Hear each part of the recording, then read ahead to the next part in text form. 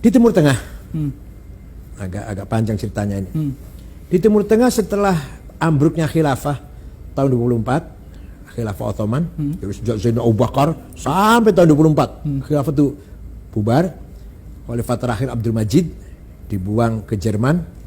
Yang bubarkan khilafah adalah seorang ideolog namanya Mustafa Kemal Atatürk, yaitu ingin menjadikan Turki modern, nasionalis, sekuler, 100% sekuler.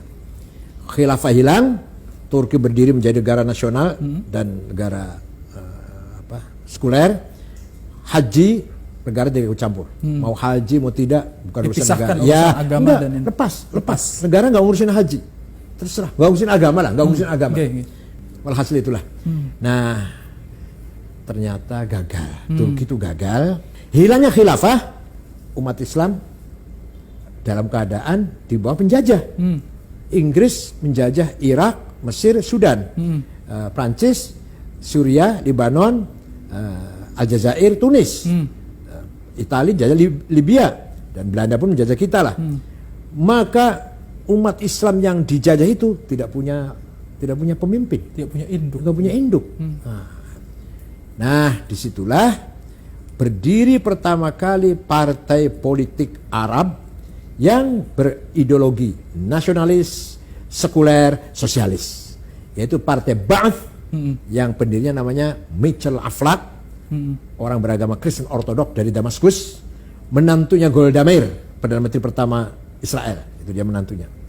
Maka menggembleng kader-kader Arab dari Irak, Hasan Bakr, dari Suriah, Abdul Karim Qasim, Mesir, Zakaria Muhyiddin, Muhammad Najib,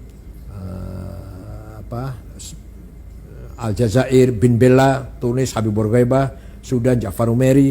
Nanti akan diteruskan oleh kader-kader seterusnya dari Irak, Saddam Hussein, dari Ramadan, Tariq Aziz, dari Suriah, Hafid Assad, Abdul Halim Khaddam, Said Muallim, dari Mesir nanti Muhammad Najib, Jamal Nasir, Anwar Sadat, dari Aljazair nanti bin Jadid, Sadr bin Jadid, Hawari Boumediene, dari dan seterusnya lah.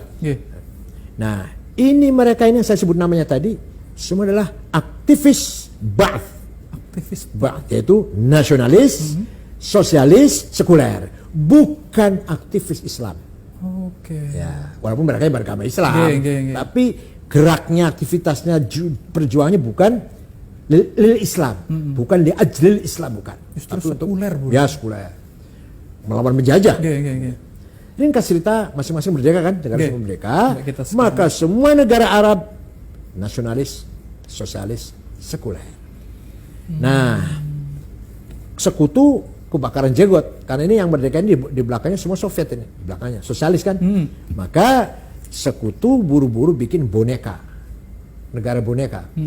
Ada satu keluarga, kakek, nenek, besan, mertua, pak ade, paman, menantu. Jumlahnya 200.000 dari satu keluarga. Al Khalifah jadi negara Bahrain. Ada lagi 200.000 dari keluarga Al Thani jadi negara Qatar. Ada 2 keluarga, keluarga Jabir, keluarga Sobah, jadi negara Kuwait, 400.000. Ada 7 dusun, 7 kampung, jadi negara Emirat. Itu Dubai, Abu Dhabi, Sharjah, Ajman, Rasul Ain, Fujairah. 7 lah, jumlahnya cuma 650. Sekarang aja jumlah penduduknya 2 juta, 80% pendatang. Yang asli cuma 20%. Sekarang ini sedepok itu. Iya. Nah ini negara bikinan sekutu. Kepentingannya? Nah, untuk mengimbangi negara yang tadi lahir itu Irak, Suriah, Mesir, Sudan yang sudah di belakang. Seperti negara hadiah seperti Brunei, Singapura, New Zealand itu semua negara hadiah dari Inggris semua kan. Nah, walhasil. Setelah demikian berjalan, baru umat Islam sadar, ingin geraklah. Nah, pertama kali orang pejuang ingin membangkitkan umat Islam dengan semangat li ajl Islam adalah Syekh Hasan Al-Banna. Nah, mendirikan partai politik Islam namanya Ikhwanul Muslimin. Tahun 30, tahun 35, 36 lah. Dengan niat agar terutama pemuda-pemuda masa depan nih punya semangat Islam gitu loh. Jangan sekuler, jangan sekuler. Nasionalis boleh tapi jangan sekuler. Dan beliau moderat. Ya, pegangannya Ibnu Katsir. Seperti NU lah, seperti kita kiai NU pegangan rujukan kitabnya. Kitabnya. Tahun 42 ada pemuda aktivis Ikhwan membunuh Perdana Menteri Mesir. Di Mesir. Namanya An-Najrasi. Waktu itu masih Raja Faruk, masih di bawah Inggris. Waktu itu Hasan Banna nangis. Kamu itu bukan bunuh Najrasi, bunuh saya. Kamu itu bunuh gerakan, bunuh saya. Betul. 1,5 tahun kemudian Hasan Banna dibunuh. Nah, ini penggantinya.